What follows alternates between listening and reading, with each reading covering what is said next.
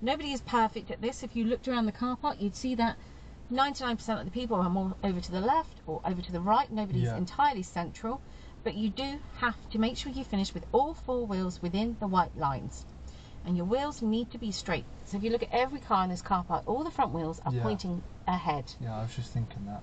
You can't leave them at an angle. Any idea why? It's just, they just get in the way of other cars trying to park in the space next to you. Really good point. Really, really good point. There is another very good point to go along with that. Any idea what it is? So let's just say we've chosen this bay here. We've parked in front of that silver Vauxhall, and you've left your car full lock to the left. Could make it very tricky for someone to park in the left bay next to you. Yeah. But let's just go into B&Q. You're in there with Abby, and she's choosing a new paint colour, and women take a long time about these things. It could be 2 hours before you get back to your vehicle.